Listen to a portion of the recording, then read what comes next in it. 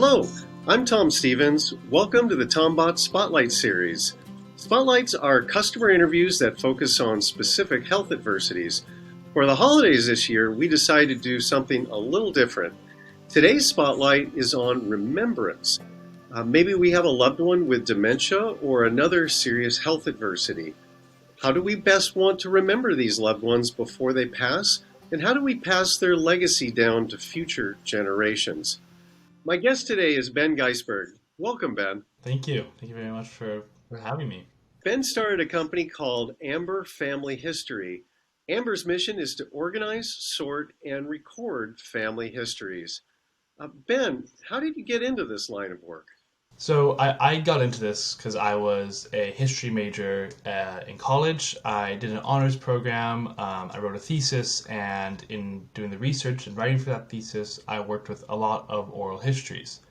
I was really enthralled with them. They were the best sources I could find, and I really resonated with and responded to, the emotion, the authenticity of how these stories are told. Just in addition to the content of what they were saying, it was really how these people may have wanted to one of themselves to be remembered, or how they wanted their own stories to be told. And so I was sort of hooked from there on. Didn't you do this for a family member too? I mean, isn't that part of how you got started? Is you did this for one of your family members, or am I making that up? So this started as sort of a little COVID era passion project. I originally started doing it with my grandparents. One day my grandpa was like, "Yeah, look, we have all these old photos, and we want to save them, have them digitizing. I mean, you're not really doing much. Do you wanna help us out with this?" And I said, "Sure, that sounds great." And it originally started as I scanned all these photos in, and I would pop on Zoom and show them to him, and he would say, "Yeah, that's blah blah blah, and that's so and so," and tell these stories. And the more we did it, the more I think we realized that I realized that this is something that I really love doing. I was like, "Oh, this is really cool. Hearing these stories and having the opportunity to record them. I really loved it. And I started thinking back to my experience from college, and how much I loved it then. It's took off for me then. So yeah. How do you define an oral history? So an oral history is really just somebody sitting down and telling their story. That's most of the time that's them telling about a specific period in their life. Maybe an event, a specific occasion. Maybe a really standout day, or a story of immigrating somewhere, or what have you. But sort of in a more romantic sense, I guess, in a more deep sense, it's somebody sitting down telling a story from their point of view, how it affected them, what they went through, and it's a reflection as much of the experience as it is of the storyteller. Um, it's a true reflection of history. When someone contracts Amber to produce an oral history for a family member, what all is involved and what do they get from you as deliverables? So the first step is I just sit down with the client and we'll just talk for about an hour. It's just a chat where I get to know them, sort of what they're looking for, defining the scope of the project, laying out a roadmap for how it'll go, getting us an initial sense of the story that they want told, as well as on the business side, just getting the contractual concerns and things like that sort of set aside. And it's also this first conversation is also to really see if an oral history, if my product is what's right for them. From there, we just dive in. So each project is different.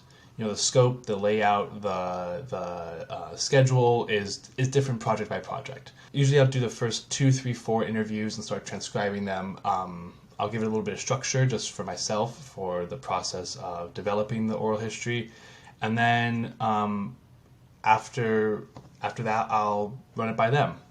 Usually about a third or a quarter or a third of the way through the project.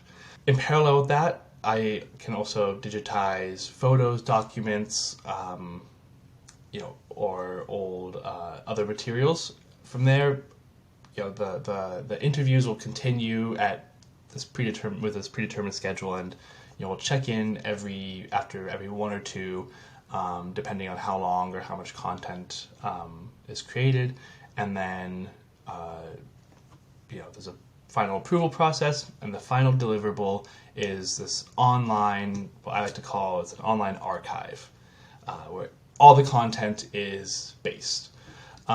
It's password protected, it's extremely secure, and it's easy to navigate for the client. And so that's where I will put recordings of Zoom meetings, transcribed interviews, the part of the product is that I will sort of narrativize and give this oral history some structure. So I'll put that in there as well. Just everything lives there. How are people responding to this? Are people generally pretty excited about what the finished product is? So I've had great responses from clients and from families of clients. Clients who are just saying how vivid these memories are, how vivid the emotions are, as well as from families of clients. I had a client who unfortunately passed away shortly after we did the interview, and I had family members emailing me saying, I'm so and so's, nephew, niece, granddaughter. Like, thank you so much. Like, and we knew sort of these stories before. We never had them recorded, so thank you so much for putting them down. That gave me it felt really good to get that. I'm glad that I was just a part of that, something so personal and so touching. When we first heard about your work at Amber, we were excited thinking about it from the perspective of someone with a family member with dementia. For example, my mother, relatively early in her experience, her journey with dementia, lost her ability to accurately tell tales. And the idea that her history was being lost while she was still alive was really disconcerting. And I can't tell you how many times it occurred to me where I say, well, gosh, I wish I could ask my mom this question, but now I know that the answer is just not going to be reliable. Um, what are the kinds of people that you find yourself working with, and with somebody who has challenges like dementia? You know, how do you end up dealing with that, where the information they're telling may not be wholly reliable? Well, to answer the first question of who I end up working with, I end up working with everybody. This isn't a product that's designed to cater to one specific audience. This is going with the theme of remembrance. This is remembrance as the client intends. It's remembrance in the way that they intend to be remembered, or we want to be remembered. When working with dementia patients or people with other issues, there's definitely a different shape to my approach, and different shape to the process. I suppose my main concerns are content, pace, and ethics.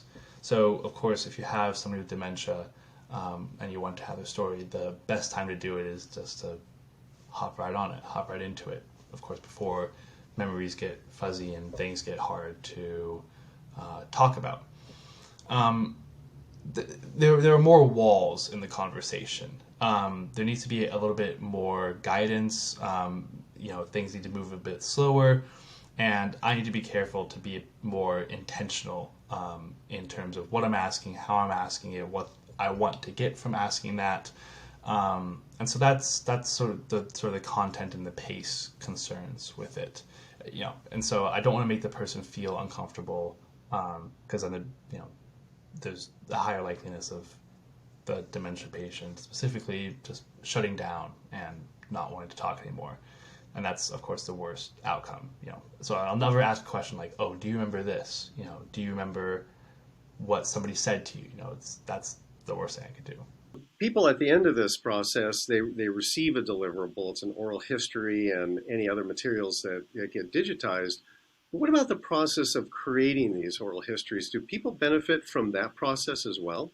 I think that people definitely benefit from the process as well, especially on the part of the interviewee. Um, I've had a client who said that, talking about the people that we talked about for him was like, they were alive again. People who he had these fond, deep memories of from his past, who may have been, passed away decades ago, were now vivid again for him. And he was having, we would have these weekly or bi-weekly sessions, and he was just saying how he couldn't wait. He was preparing all week. He was gathering photos and talking to people to provide this account. I think that that's a great benefit of it on the part of the interviewee. It's stimulating, and it's fun, and and that's, of course, if it's done right. If the memories are positive ones, and it's something that's a joy to behold, really, seeing how people respond to this. And that's part of why doing a Zoom interview is so important, because seeing that reaction, seeing how being able to visualize the intonation of the voice that you'll hear in a recording is an important component that I feel like might not be considered in some ways, but is very it's part of the experience of doing it. Ben, all this sounds wonderful. How can people contact you? So people can go to my website, amberfamilyhistory.com, or send me an email anytime at Ben, that's Ben, at amberfamilyhistory.com. I'll reply within a day, and we can get the ball rolling if this is something that sounds like it's interesting to you. Thank you, Ben. My guest today has been Ben Geisberg of Amber Family History. On behalf of the entire Tombot team, thank you for watching. For more information on how you can help Tombot bring puppies to those desperately in need, please visit our website at www.tombot.com. I'm Tom Stevens. Be well.